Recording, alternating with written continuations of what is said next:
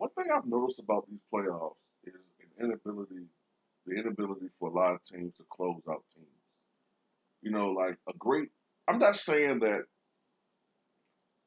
any of these teams compared to the Miami Heat or the big three Boston Celtics or Chauncey Billups Pistons, the Warriors. I'm not trying to say that they compare to those teams, but one thing that you will always see at a championship level team is that they almost always will close out an opponent. Don't even give them a shred of belief that they can perhaps come back. Like Jordan, Kobe, Larry Bird in his day.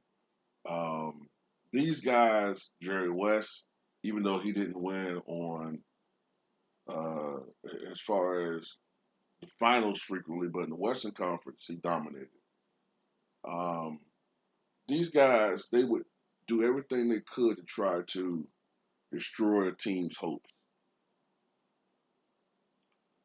And what I'm noticing in these playoffs is I'm not trying to say they're up to those guys' levels, but I've never seen a playoff where there's been this consistent inability to just get rid of a team. You're up 3-0, then it takes you, you know, 5 or 6 games to get rid of a team. You're up 3-1 and you blow it multiple times.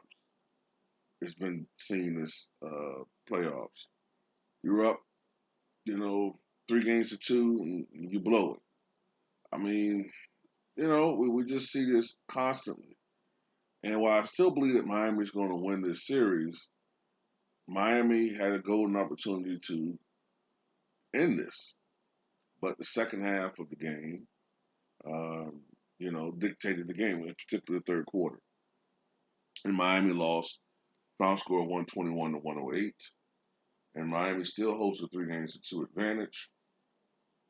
And you look at the Boston Celtics,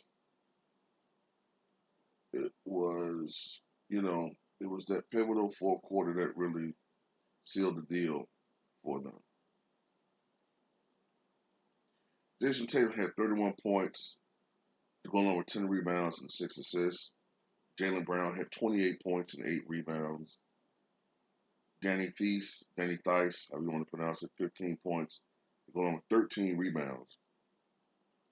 Kemba Walker, mediocre again, with 15 points and 7 assists. Gordon Hayward chipped in with 10 points, overpaid. And, this particular game, I agree with Ticket TV. Shout out to Ticket TV. If you're not subscribed to Ticket, please subscribe to Ticket TV and also his Patreon. A lot of good content on both his channel and his Patreon. But I agree, man. This is on Jimmy Butler. Jimmy Butler may be, he's not a selfish guy, but at times you do have to be selfish in some of these situations. Especially to me, like in a situation when you close out a team, I think that he has to look. He's been pivotal in a lot of moments throughout the playoffs for Miami, hitting some key buckets, being involved in some key defensive plays. But I'm searching in my mind. It might have been earlier in the playoffs, but I can't really remember a really good definitive, a great definitive Jimmy Butler game. Maybe sometime in the first round, but lately it's been a collection of talent with Miami, which is a great thing. But sometimes, with Jimmy Butler being the leader of that team, the veteran leader, sometimes, when things aren't going well, you have to step up. You know, you gotta sometimes try at least to carry a team on your back if you're able to do so. Be more assertive offensively. Um, try to do whatever it is that you can do to, to try to steal a game. Um, but he didn't do that. And, as a consequence, um, they lost this game. So, uh, still 3-2, still a series. Um,